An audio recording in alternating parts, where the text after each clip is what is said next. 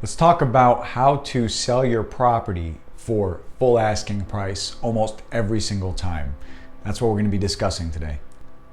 Hi, I'm Tim Diesel. I'm a commercial real estate consultant. This channel is designed to give you tips and strategies in your business to help grow your portfolio. If you're a broker, this will definitely help your clients grow as well. All right, so the first way that I have used and my clients have used to sell their property almost every single time over asking is seller financing. We all know investors love seller financing. They love it when the owner finances them because it's easier to get in. If you're the seller and your property is listed for $1 million, you can always get a little bit more if you do seller financing. Now, there are some things that have to play out, obviously. You have to make sure the buyer can make a profit, right? So if you're looking at your financials and you know the property, you've been owning this thing for some time, you can sell it to someone else, maybe for whatever deposit you want. Let's say he does a 3% or whatever it is. And just so he shows that he's serious. If things don't work out, you always get the property back. That's easy.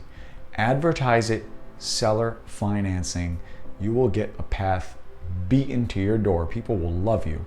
And it's easier to sell your property, right? You are the bank. You're helping with the qualification.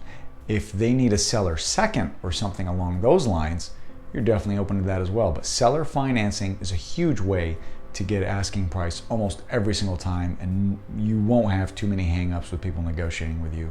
And if they do, you have a line of people who are probably going to be interested. Second way is pay their closing fees.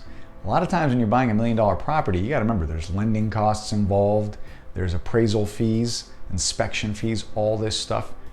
Offer to pay that. If you're selling a property and you want them to come up a little bit, I've done that so many times where I'll say, listen, I'll pay for your inspection, your appraisal, whatever lending costs you have. I mean, they start to add up. You're talking some money there.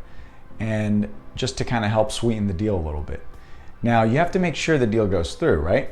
Because usually when you're at the appraisal stage, most of your financing has kind of been done.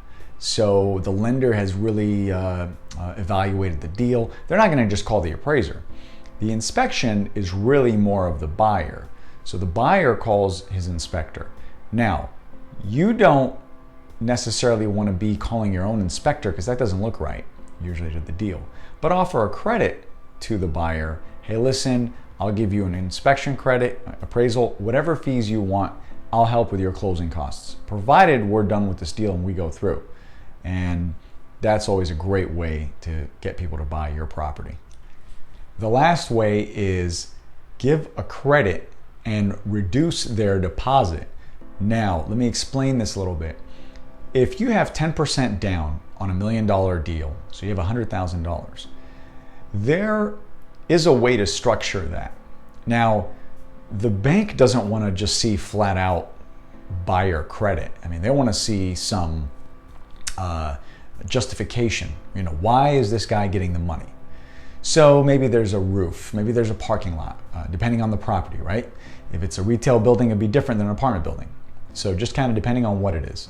Offer up credits and incentives and let them know that that's coming. So you don't have to waste time going back and forth. You got to remember, a buyer wants this stuff. They're going to ask you for it. Offer it to them. Hey, listen, I'm going to give you a 5, a 10% seller credit. And we're going to name that however you want. You know, we're going to call it a roof credit. Usually if it's a large enough property, you can get 50 grand for a roof. That's no problem. Windows, whatever the case is, offer credits. Now, credits to help them with their down payment is different than seller concessions towards their closing fees, right? The closing fees, sometimes it could be, you're talking 3 to 5%. Seller credit sometimes could be a lot more than that. Just kind of depends on how you structure the deal. You start putting all these things together with the seller financing, closing concessions, all kinds of, I mean, you're really helping out that buyer, and almost always you're going to be the property that succeeds.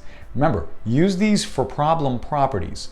If you've got a gem, you don't need any of these strategies. This is for people that have a tough property, they want to get rid of it, and they're having a real tough time doing so. And the question of today, what strategies do you have to help you sell your property quickly? Because I am a broker and I love getting all kinds of information from you guys. Thank you guys so much for watching. I really appreciate it. I hope this was helpful. Like this video, subscribe to this channel. Let me know if you have any comments or questions. I'd love to help you out. Thank you so much for watching.